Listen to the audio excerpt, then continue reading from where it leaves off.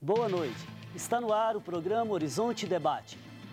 Belo Horizonte é considerada a capital dos botecos. Cerveja gelada, conversas entre amigos e mesas nas calçadas são a cara da cidade e o lazer de boa parte dos belo-horizontinos. Mas será possível conciliar diversão e respeito ao vizinho? No programa de hoje, nós vamos conversar sobre a lei do silêncio. É possível ocupar a cidade sem causar incômodos a quem mora na região? Não saia daí, o Horizonte Debate está começando.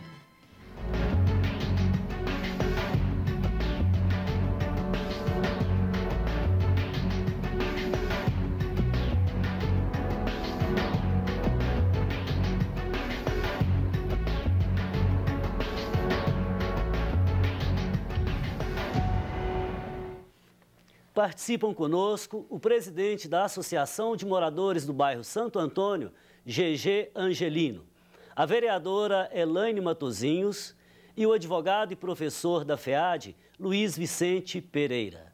Hoje estamos falando sobre a Lei do Silêncio em Belo Horizonte. Caros convidados, sejam bem-vindos ao Horizonte Debate. Vamos tratar dessa questão cultural, educacional, que é a construção de um ambiente saudável na cidade. Vereadora Elaine, você foi a primeira pessoa que entrou com o projeto da Lei do Silêncio em Belo Horizonte. Você pode contar um pouco dessa história, resgatar um pouco desse projeto para nós? Bom, Padre Márcio e telespectadores, é importante dizer que Belo Horizonte sequer tinha legislação que tratava desse assunto. A lei que falava sobre poluição sonora era de 1948. Nenhum de nós aqui tínhamos nascido. Falava de matraca, falava de alto-falante, falava de gramofone, enfim, na realidade, uma lei absolutamente inaplicável nos dias de hoje. Com a nova lei, com a lei de uso e ocupação do solo, colocaram lá um único artigozinho tratando desse assunto. Depois tivemos um decreto em 88 e outro decreto em 97.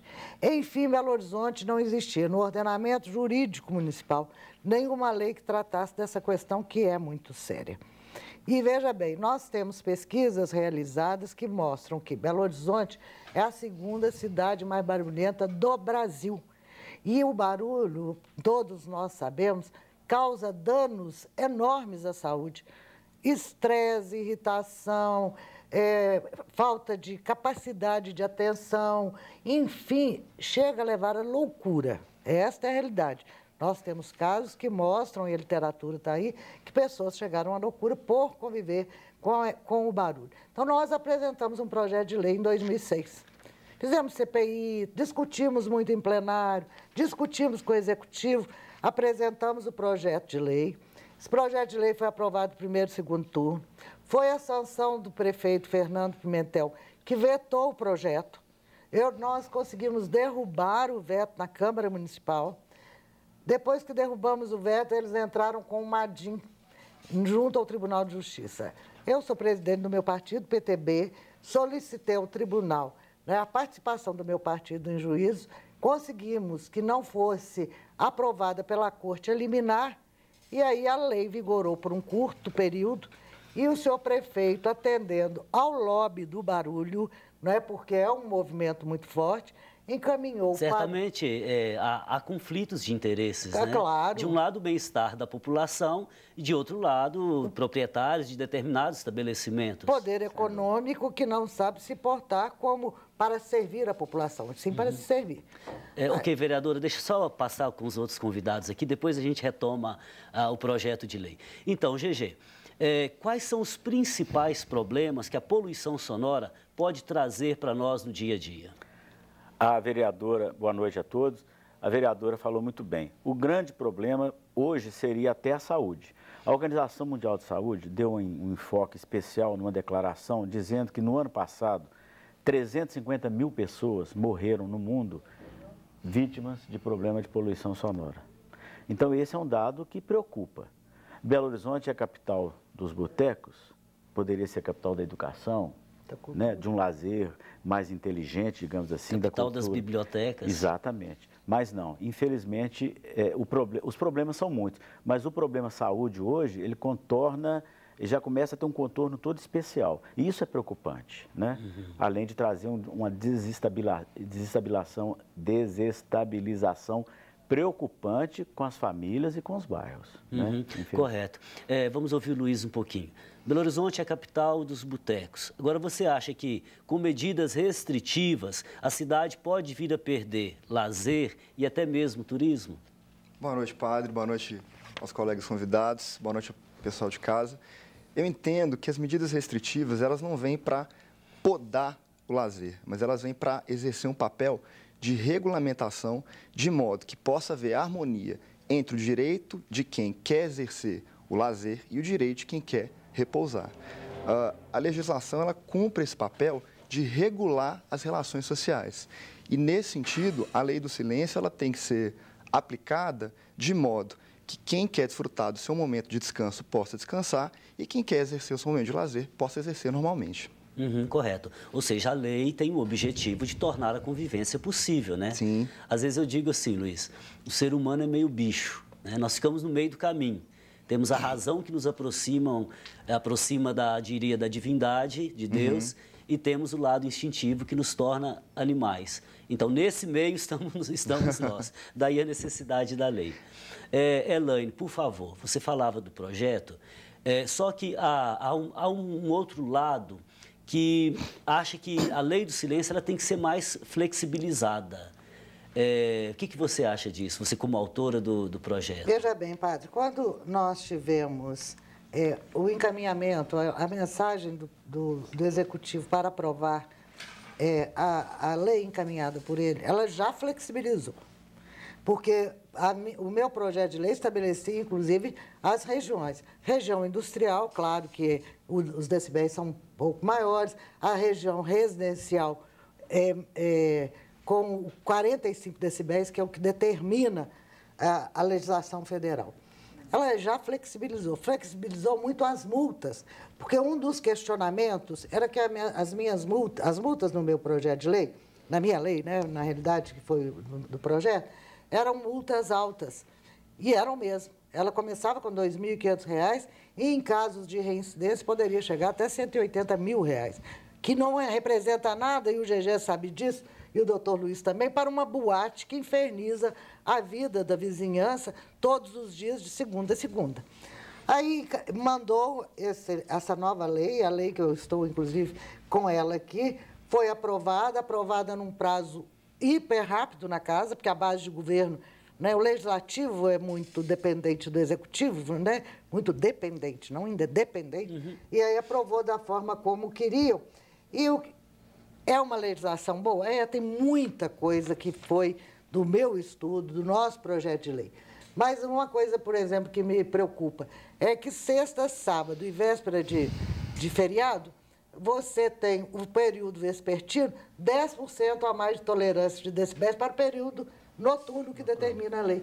10 decibéis é barulho demais. As pessoas não podem imaginar o que representa isso. Então, eu entendo que nós temos que estimular a atividade econômica, nenhum de nós que estamos aqui somos contra ela, mas ela é importante, ela é garantida na Constituição, mas a saúde, o direito e o sossego do cidadão, e lá no Código Civil, a função social da propriedade tem que ser cumprida, porque se eu estou na minha casa e não quero ouvir música, eu quero estudar, eu quero dormir, é um direito meu. Agora, eles que se adequem com revestimento acústico, a parte externa, e o GG sabe muito bem disso, nós estávamos comentando, que o depois que sai da boate é um problema muito sério, que normalmente as pessoas saem após ter ingerido bebida alcoólica, com som do carro na última altura. Esse aí é um outro problemão que a gente enfrenta na cidade também. Sério. Elaine, veja bem, eu gosto muito de ouvir você, mas eu tenho que democratizar um pouquinho aqui. Claro, lógico. Tá certo. GG, além do barulho, que outro tipo de transtorno, vamos dizer assim, pode acontecer nos bares, nos botecos, boates? A vereadora já acenou para alguns deles aí, né? Nós temos uma gama muito grande de transtornos, né? A começar pelo simples exercício da limpeza urbana. É muito comum você ver, depois do expediente comercial, Os sacos de lixo fechados, alguns abertos, e são muitos, colocados a revelia em alguns cantos de árvore. E, infelizmente, nós sofremos um problema grave, que é a falta de educação. Então, se você coloca 10, 15, 20 sacos de lixo, lá dentro tem tudo, né? Inclusive resto de comida, infelizmente. Então, você está propiciando que pessoas desprovidas de maior felicidade de vida estejam ali na busca de algum elemento para transformar em dinheiro ou até para sustento, como é o caso de McDonald's, que nós já vimos várias vezes. Então, esse é um problema sério. O outro é muito voltado para a questão de sono, o direito ao descanso, né? Ontem a gente estava conversando rapidamente, para não tomar tempo, 60% dos trabalhadores de Belo Horizonte estão gastando até 1 hora para chegar ao trabalho e voltar. Essa pessoa que fica 2 horas nesse vai e volta, ele merece descansar ou não? Suponho que sim, né? Eu imagino que sim. Ok, GG, eu vou chamar o intervalo, a gente continua no próximo bloco. Antes de irmos para o intervalo, queria lembrar a campanha Faço Parte. Ela está aí a todo vapor e está nas suas mãos para manter os veículos de comunicação da Arquidiocese de Belo Horizonte, para revitalizar o Santuário Nossa Senhora da Piedade e para construir o sonho dos belo-horizontinos, a Catedral Cristo Rei. Faça parte você também. Nós vamos para um breve intervalo, mas voltamos em instantes. Aproveite para nos adicionar no Facebook. Nosso endereço é facebook.com/Horizonte Debate. Até daqui a pouco.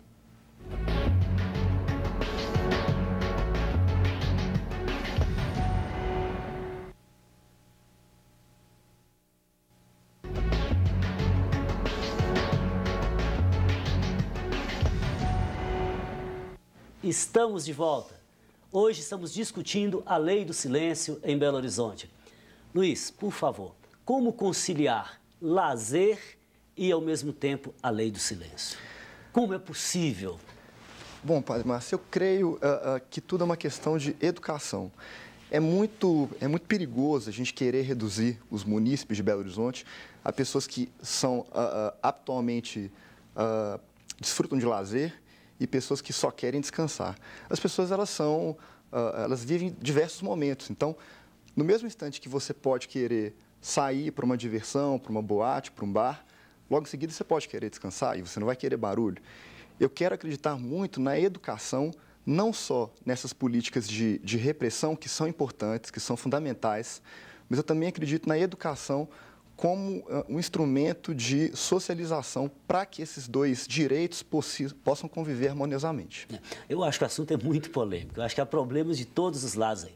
Quando você fala de educação, vamos dizer assim, há um vetor que ele é intrafamiliar, onde se dá o primeiro aprendizado. Sim. Segundo, saindo desse círculo familiar, eu acho que há um outro processo de socialização. E é ali, de fato, na arena pública, claro, se tratando do lazer na cidade, é ali que esse tipo de problema acontece. Então, nesse sentido, eu gostaria de fazer uma pergunta para a Elaine. Você acha que a fiscalização do poder público é satisfatória? Não, não é, Padre Márcio, e os nossos telespectadores podem ter certeza que não é. Nós temos pouquíssimos fiscais que tratavam da questão do meio ambiente. O Disque Sossego, quem quiser ligar, pode ligar e vai ver que não existe o atendimento na hora. Nós precisamos, eu tenho insistido muito com a Prefeitura de Belo Horizonte, no sentido de que agora que a fiscalização foi unificada, né, nós tivemos uma reforma administrativa na Prefeitura, que tenha condições do cidadão, do fiscal e a Prefeitura cumprir o papel dela de polícia. E há fiscais suficientes? Não há, para que se tenha uma ideia, antes da reforma nós tínhamos 12 fiscais. Agora, o que a população pode fazer? A Prefeitura cobra uma taxa de 2,5% de ITBI e avalia os imóveis a preço de mercado. E hoje sabemos como está o mercado. Então, seguramente, não falta verba pública, Elaine. Pois é, não falta, mas não falta verba que, às vezes, é destinada para outras questões que o governo acha necessário. Mas eu quero dizer aqui, Padre, que já estou no meu 4º mandato e imagino conhecer um pouco desse mundo. Falta vontade política. Correto. Porque quando você tem vontade política, você prioriza. Agora, diante de uma situação, Elaine, de barulho que incomoda a vizinhança, adianta ligar para a Polícia Militar? A Polícia Militar, agora, há cerca de um mês atrás, é que mostrou, assim, através do comandante, eu até vi uma fala, que estariam dispostos a estar trabalhando essa questão e indo aos locais. Mas nem isso fazia, porque você ligava para a Polícia Militar, mandava ligar para o Disque Sossego. Você ligava para o Disque Sossego, ninguém te atendia, você voltava a ligar para a polícia. Enfim, nós estávamos totalmente desprotegidos. Agora eu imagino, né, que com esse clamor da sociedade, que a Polícia Militar priorize, porque sempre, a exemplo da violência doméstica, a questão da poluição sonora sempre foi relegada ao segundo plano. Entendi, né? correto. Olha, não, o Estado não quer participar disso. Ou seja, às vezes eu digo assim, a nossa democracia é ainda muito jovem. Então, a senhora citou aí o Disque Sossego. Qual que é a sua experiência, GG, com o Disque Sossego? Funciona ou não funciona? E como tem sido a sua caminhada na Associação de Moradores do Bairro Santo Antônio? Olha, nós temos dois momentos. A Eliane falou muito bem. Até algum tempo atrás, era bobagem ligar. É o contrário, você ficava mais ansioso e mais revoltado com a situação. Né? Então, e muitas vezes é o seguinte, simplesmente você não conseguia falar. Com essa unificação agora, parece que as coisas começaram a andar melhor um pouquinho. A Polícia Militar, a nossa grande corporação, não tem o mais importante, que se chama contingente. Né? Tinha que ter um contingente maior, mais distribuído em corporações internas, para poder, inclusive, fazer esse trabalho. Eles nunca se furtaram a fazer essas nossas solicitações no Santo Antônio. Mas, realmente, é uma situação complicada, porque falta contingente. Agora, Disque Sossego, tomara que funcione, Elaine. Tomara. O que a associação tem feito? Pedido, através da rede social, das redes sociais, que façam exatamente isso. Liguem, mandem carta para os jornais, cartas à redação dos nossos grandes jornais, para que nós possamos sensibilizar a autoridade para que seja feita alguma coisa. Pois é, agora há determinados bairros em Belo Horizonte que são terríveis para isso aí, né? Santo Antônio, Savassi, bairro de Lourdes, agora também Santo Agostinho, em determinadas regiões, né? Luiz, veja bem, você enfatizou há pouco a questão educacional. Sim. O que você acha que donos de bares, botecos, restaurantes, boates poderiam fazer? Que atitudes eles poderiam tomar para diminuir esses impactos? Olha, eu acho, Padre Márcio, que é uma questão, nessa questão educacional, ela passa muito por a gente acreditar que isso é possível. E o próprio dono de bar, dono de boteco, acreditar que a sua atividade, ela pode ser exercida sem interferir no direito dos demais. Eu comentava lá fora há pouco que eu sofro de rinite alérgica, eu tenho dificuldade respiratória. E para mim, era terrível para qualquer ambiente fechado em que as pessoas podiam fumar. Né? Eu não fumo, nunca gostei de cigarro. E não gostava de conviver com as pessoas que tinham cigarro. Então, quando eu ia para ambientes fechados, eu não dava conta. Eu voltava para casa, além de mal cheiroso, né, por conta da fumaça do cigarro, eu voltava com um problema respiratório muito sério. E é muito legal a gente perceber que hoje os próprios donos de bares, eles ajudam na fiscalização. É óbvio que essa ajuda ela vem decorrente da medida repressiva, né, o impacto que a lei exerce sobre os bares, no caso do descumprimento. Então, mas a lei aí antifumo, por exemplo, ela praticamente poderia dizer que ela pegou. Pegou. Verdade? Pegou. Tá. E por que a lei do silêncio parece que não pegou ainda, Luiz? Exatamente por esse aspecto da educação e também pela falta de fiscalização que aqui foi falado. É necessário, as leis de um modo geral, as leis que nós temos em vigor no país, especialmente em Belo Horizonte, são boas leis, né? São boas leis. Mas elas não vão ter nenhuma espécie de eficácia se não houver fiscalização. É claro que esse caráter repressivo, ele também cumpre um papel muito importante para que a lei possa pegar, né, por assim dizer. Mas, a exemplo da lei seca, né? A lei seca, a lei anterior já era uma boa lei. Quando a lei seca foi implementada, houve num primeiro momento assim, um medo muito grande, então houve uma diminuição no consumo de bebida alcoólica, as pessoas pararam de beber e dirigir, mas como não há fiscalização eficiente, e talvez acredito, né, quero crer que seja, entre outras coisas, por uma questão de contingente, né? Agora, quando você enfatiza a questão educacional, ela é uma questão a longo prazo. Sim, com certeza. Né? E há um outro problema em se tratando da lei do silêncio, porque sob o efeito do álcool as pessoas tendem a falar mais alto, né? É verdade. O superego vai embora, dá Deus. A redução dos freios inibitórios. Correto. É verdade. GG, veja bem, o que a prefeitura tem feito para minimizar ou resolver conflitos entre moradores e donos de bares e boates? Vamos falar da região Centro-Sul, que é onde eu habito. Nós temos tido um canal de comunicação muito proveitoso com a Prefeitura. Não podemos negar isso, não. O que falta mesmo é exatamente a contribuição do outro lado. A Prefeitura está preocupada, nós tivemos algumas reuniões já há alguns dias atrás, algumas quinzenas atrás, dizendo exatamente dessa preocupação. Por quê? A Prefeitura, ela vê que chegou num ponto que alguma coisa tem que ser feita. Ela tá ciente disso, com relação ao Centro-Sul. Está ciente disso. E o que nós podemos fazer enquanto associativos, enquanto moradores? Convocarmos reuniões onde esse assunto está sendo tratado. Por exemplo, nós tivemos uma reunião há 15 dias atrás com o secretário da Prefeitura, onde levamos a nossa preocupação com a chegada de uma boate multinacional na Avenida do Contorno com Prudente Moraes. Uma boate, 2.000 pessoas. Nossa. 3 ambientes. Não tem uma placa dizendo que vai ser boate. Né? Pensava-se que fosse o impacto disso aí no trânsito? Violento, violentíssimo, uma esquina super problemática, né? Que é movimentadíssima. Outra coisa, nós estamos ali, à frente nós temos Lourdes, que está totalmente tomada. Para trás nós temos a Prudente Moraes, que já tem uma boate pequenininha que tem trazido problema. E outra coisa, esse pessoal que sai da boate à noite, o que eles fazem? Eles saem depois de 2 horas da madrugada, com nível alto de conversa, de diálogo, vão pegar os carros, são pessoas que têm um poder aquisitivo maior, eles vão fazer o seguinte, o primeiro acesso é à direita no Contorno, que é uma subida. Então, olha o impacto que isso vai trazer, né? Aceleração, marcha forte. Marcha. E os carros são todos potentes, são carros de última geração, então nós estamos diante de um problema sério. A Prefeitura está muito empenhada em resolver esse problema pontual, né? E aí nós esperamos que correto. Esse é o problema. Há um outro também no Santo Agostinho, se não me engano, na rua Aimorés. Exatamente, onde existia a usina de cinema, infelizmente, o mesmo problema. Já está em obras uma boate para 2, lá tem mais 500 pessoas, viu? Lá são 2.500 pessoas. A Associação de Santo Agostinho já fez toda a movimentação possível e nós estiveram presentes nessa reunião com a Prefeitura. Esperamos agora, então, que essa medida seja feita.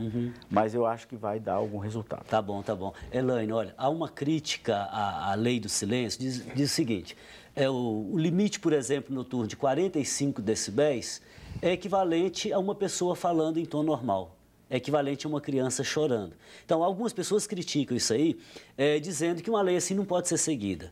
O que você acha? Rapidinho, que tem que chamar o intervalo. Bom, na realidade, esse número foi estabelecido pelo CONAMA, pela ABNT, pela lei federal. Então, é claro que tem um estudo nisso.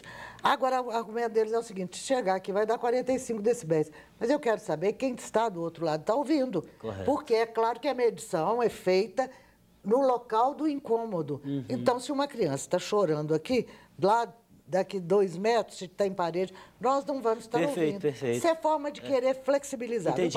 Na verdade, quando eu li essa crítica, eu não pensei nessa situação. Mas à noite, por exemplo, uma pessoa conversando um tom um pouquinho acima do normal num bar, e se incomoda a distância, 3 da manhã, 4 da manhã. Incomoda, né? porque, como você disse, fala alto e já normalmente já está sob efeito de bebida alcoólica. Tá certo, obrigado. Nós vamos para um rápido intervalo, mas o Horizonte Debate volta já. Até daqui a pouco.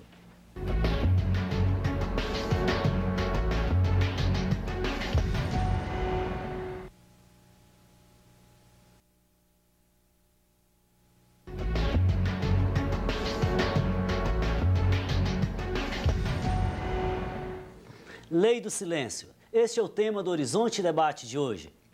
Para você que está chegando agora, participam conosco hoje o presidente da Associação de Moradores do bairro Santo Antônio, GG Angelino, a vereadora Elaine Matosinhos e o advogado Luiz Vicente Pereira. Retomando o nosso debate, eu queria colocar uma questão para o Luiz.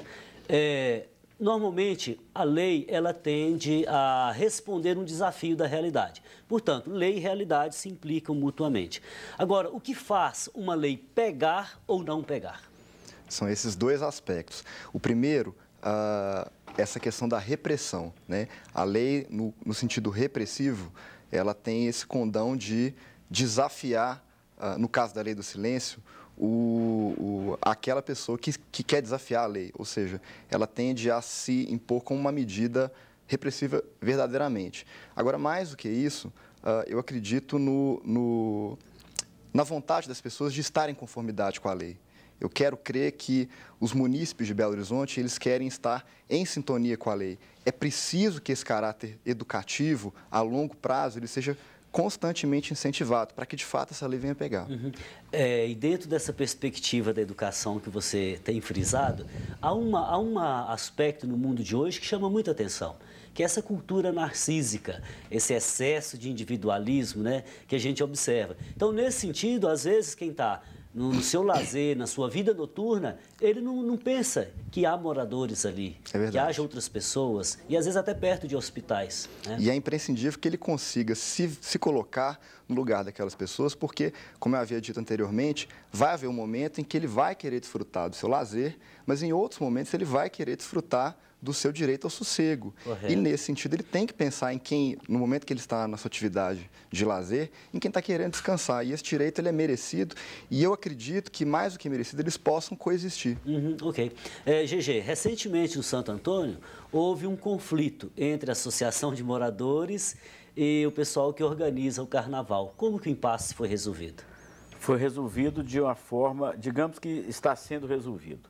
O que aconteceu foi o seguinte: há 7 anos atrás, quando começou o bendito Carnaval, eu ia com a minha mulher, na época minha sogra estava viva, as minhas cachorrinhas iam fantasiadas. Era uma festa de família, onde nós encontrávamos toda a vizinhança num ambiente muito saudável.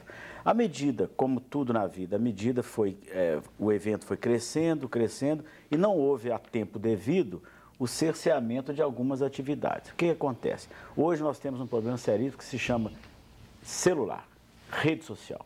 Hoje você consegue municiar as pessoas, você consegue fazer um movimento através de um clique de um celular.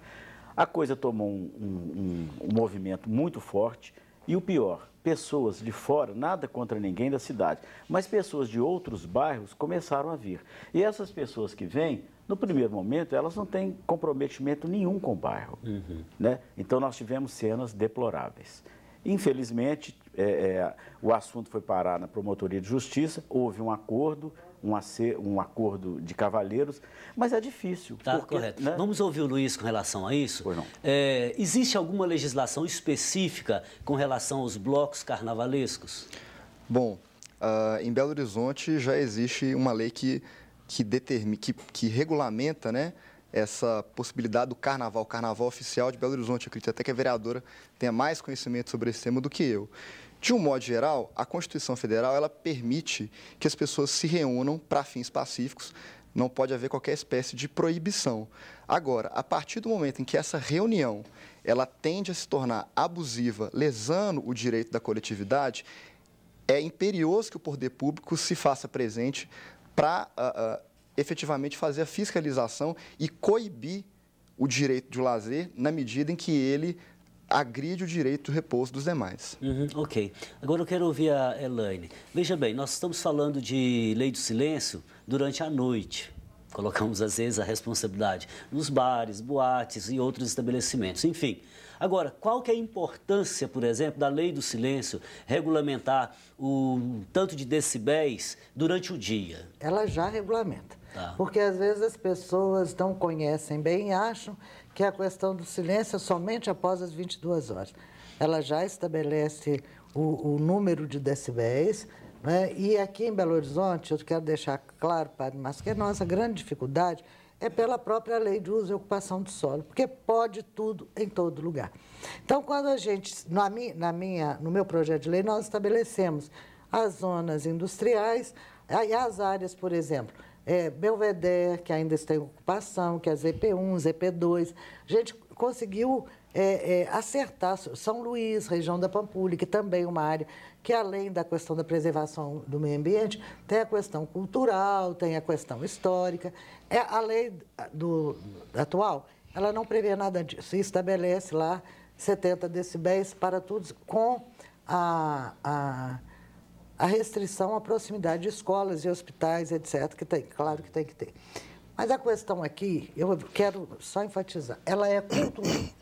O povo acha que pode fazer barulho em todo lugar, por esse título que a nossa Agora, o cidade brasileiro tem uma coisa muito curiosa. Aquilo que é público se julga que não é de ninguém. Isso faz parte do nosso DNA. Pois é. Né? Então, Exatamente. eu queria que o senhor me permitisse apenas fazer uma analogia.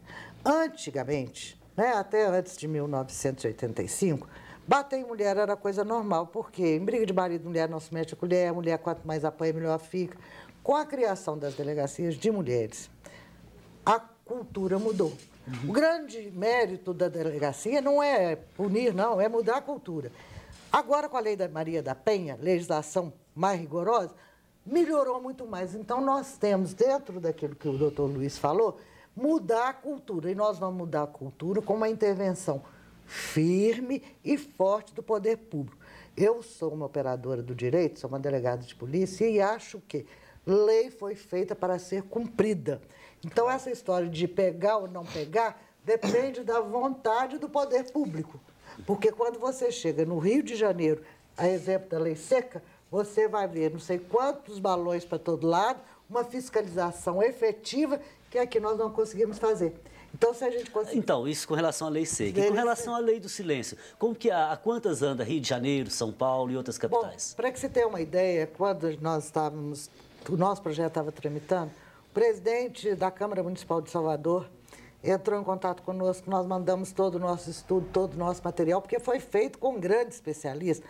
Por exemplo, professor Fernando Pimentel, da UFMG. Não é o prefeito, não, professor. Então, foram pessoas muito gabaritadas que nós nos cercamos para que pudéssemos fazer. Encaminhamos isso para Salvador. Salvador hoje já funciona muito bem com a lei de silêncio. O Rio de Janeiro, São Paulo, quando você imagina, a maior cidade do Brasil, São Paulo, uma das maiores da América, do continente americano, já não sofre o que nós sofremos aqui. Aqui o que precisa é vontade política do poder público, fazer valer a lei. Eu quero voltar a essa expressão, é a segunda vez que a senhora usa, vontade política, porque é uma expressão que eu ouço constantemente. Mas antes, queria perguntar aqui para o GG. Nós falamos de bares, boates, estabelecimentos. E o que dizer, por exemplo, desses carros que colocam um som potente e com uma música de péssima qualidade que sai azucrinando a vida de todo mundo? Uma afronta a tudo que há de sério na vida. É uma afronta é a falta de respeito ao cidadão, ao doente, ao transeunte. Enfim, ele causa aquela desproporção de som, é uma coisa seríssima. E às vezes até determinadas músicas que eles chamam de o funk pancadão, né? Que é, do ponto de vista ético, vamos dizer, é uma agressão às nossas crianças, é verdade? E traz o quê, Padre Márcio? Traz o incitamento até à violência. Além de estar sendo abusado ao máximo possível a tranquilidade, está incitando a violência. Por quê? Na verdade, uma viatura da polícia não poderia coibir isso aí? Eu acho que sim. Né? Hein, Elaine? Eu acho que sim. Nós temos o próprio Código de Trânsito já proíbe, mas nós temos, inclusive, um projeto de lei em tramitação. Eu espero, desejo que ele seja aprovado. Está em tramitação na Câmara Municipal, não pode, é ilegal, é proibido pelo Código Nacional de Trânsito. Nós vamos ter agora uma lei municipal para que a gente possa coibir essa questão do uso de veículos como verdadeiros boates ambulantes. Perfeitamente. Ok. Antes do intervalo, Luiz, só mais uma pergunta. Sim. Você acha que a lei seca e lei do silêncio podem transformar Belo Horizonte numa cidade fantasma? Não, de forma alguma. Até porque a gente está vendo o crescimento, né, do número de atividades comerciais, de bares, está havendo uma expansão muito grande. E o intuito dessas leis não é transformar Belo Horizonte numa cidade fantasma, mas é fazer de Belo Horizonte uma cidade com qualidade de vida, de modo que o direito à vida que as pessoas têm, que é a tutela, né, da lei seca, e o direito ao repouso, que é a da lei de silêncio, possa coexistir de forma tranquila, harmoniosa, com o direito ao descanso, que os munícipes também têm. Não acredito que vai virar uma cidade fantasma, não. Tá. Agora, quando eu coloco uma pergunta dessa, na verdade é apenas para incitar o debate. Sim. Porque o sentido da lei ele é muito maior do que proibir, do que coibir, do que tirar o lazer das pessoas. É tornar a vida mais agradável, né? É verdade. Tornar a vida possível. O Horizonte Debate vai para um rápido intervalo, mas nós voltamos já já. Hoje estamos falando sobre a lei do silêncio.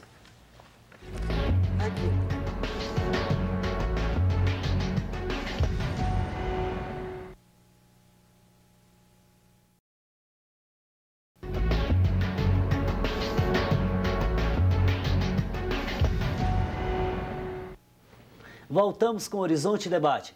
Hoje conversando sobre a lei do silêncio. E vamos falar agora do silêncio no ambiente de trabalho. Qual que é a sua experiência? O que a legislação diz, Elaine?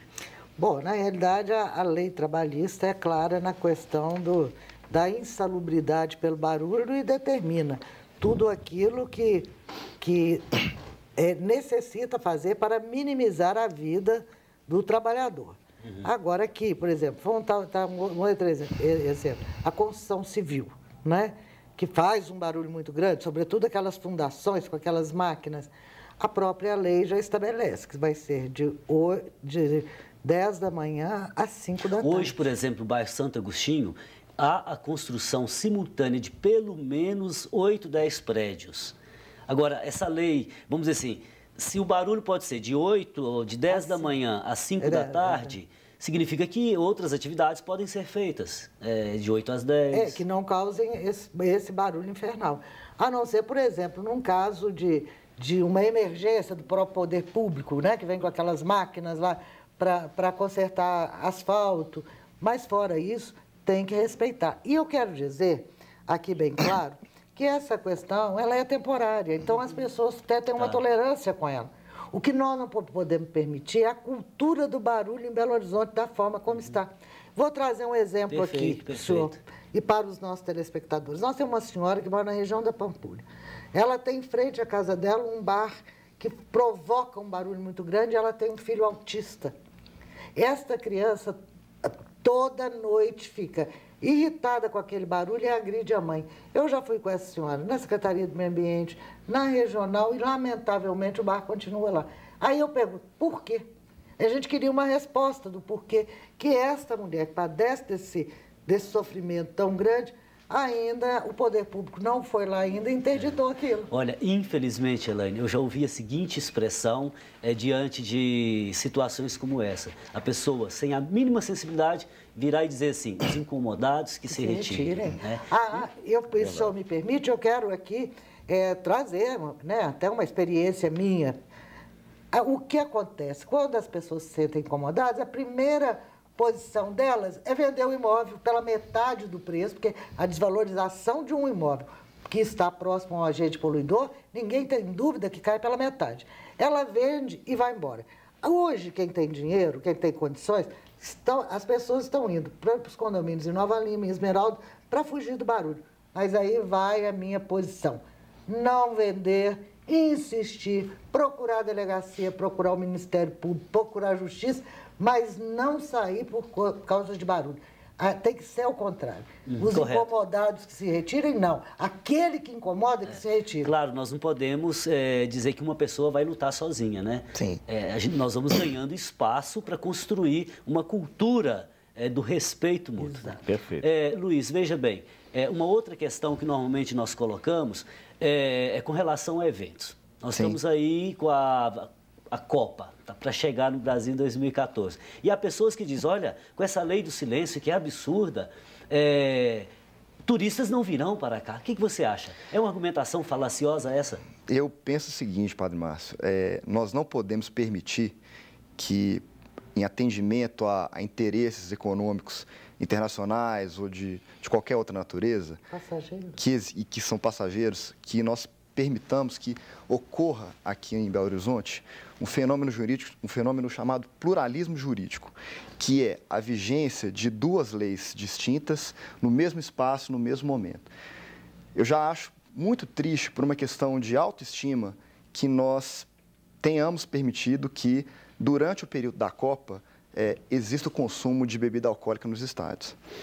O direito de beber cerveja, ou de beber qualquer outra bebida alcoólica, ele é normal para qualquer pessoa, mas na medida em que a sociedade não faz o uso correto desse direito, o abuso, tem que haver repressão. Eu gostava muito de ir para o Mineirão e tomar uma cerveja, mas como eu tenho a consciência de que a cerveja ela serve como um instrumento redutor de freios inibitórios, ela colabora para que exista violência no estádio, então, infelizmente, a gente teve que cortar esse direito e acabamos punindo todo mundo com isso, com a perda desse direito.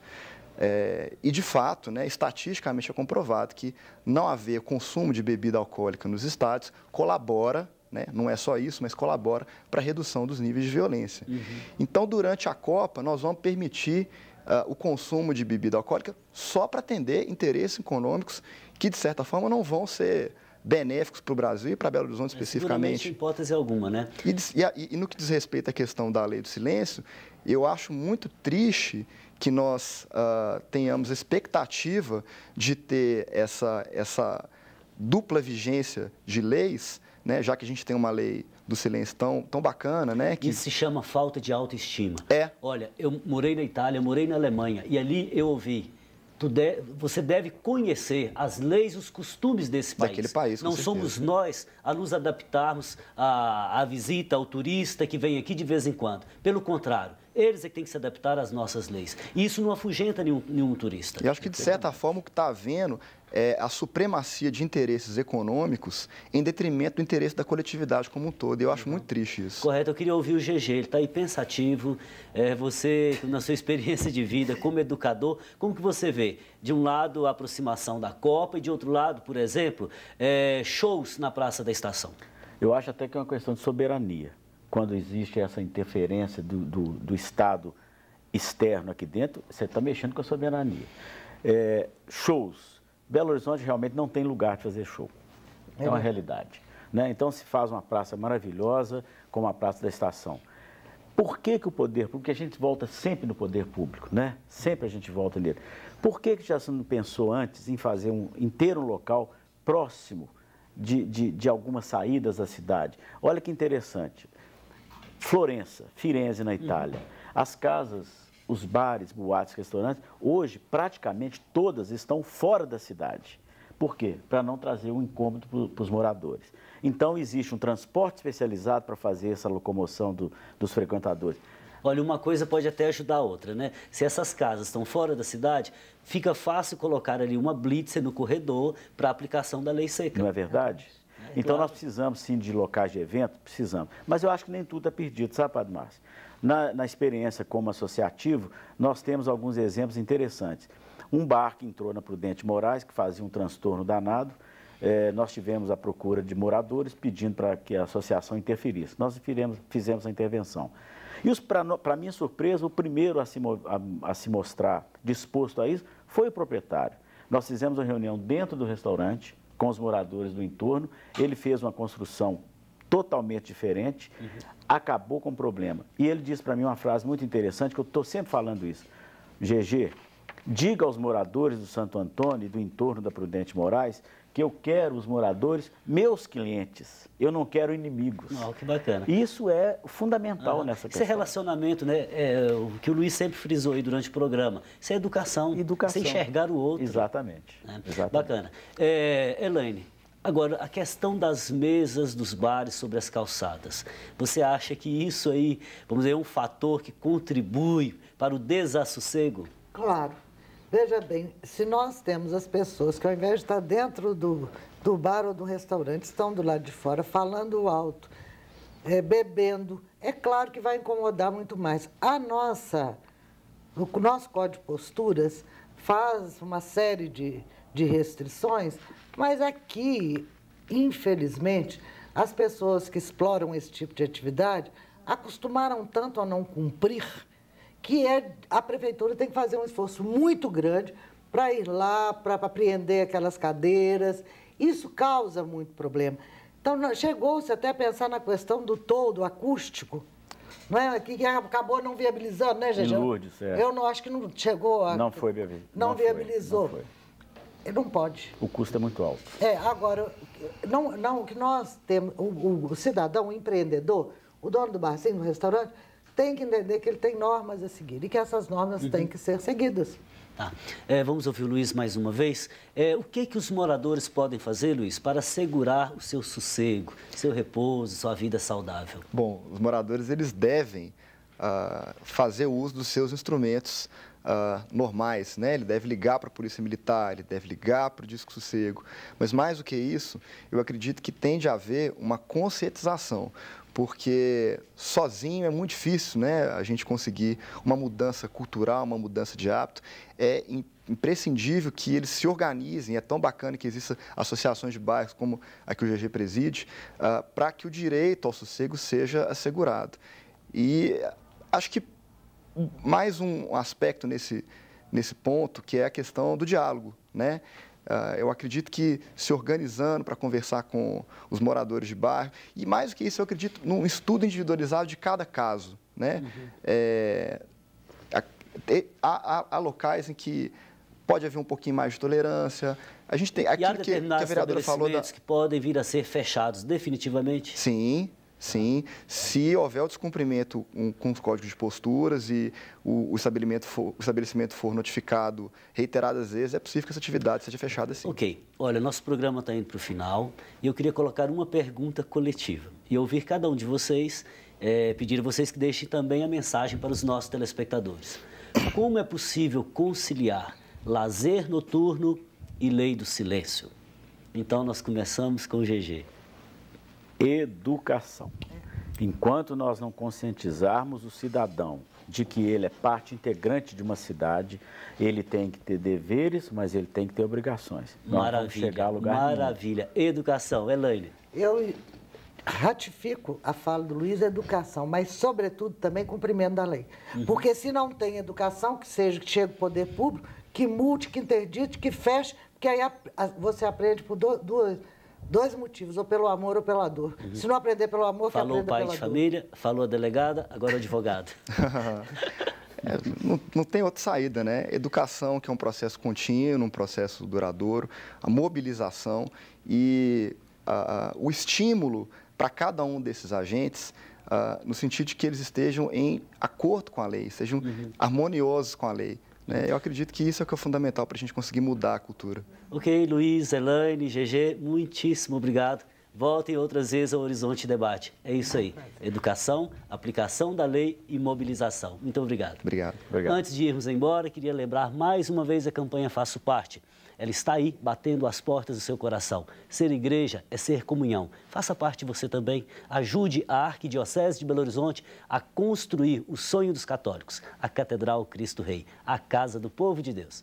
O Horizonte Debate de hoje chegou ao fim, mas você pode acompanhar informações sobre o programa pelo site da TV Horizonte. Lá você pode saber o tema da semana com antecedência, ver fotos dos bastidores do programa. Nosso endereço é tvhorizonte.com.br/Horizonte Debate. E acompanhe também as notícias do Horizonte Debate pelo Facebook, acessando facebook.com/Horizonte Debate. Obrigado pela sua companhia e na próxima semana eu te espero em mais um Horizonte Debate, aqui na TV Horizonte, uma emissora da Catedral, rede de comunicação católica. Conto com você, fraterno abraço.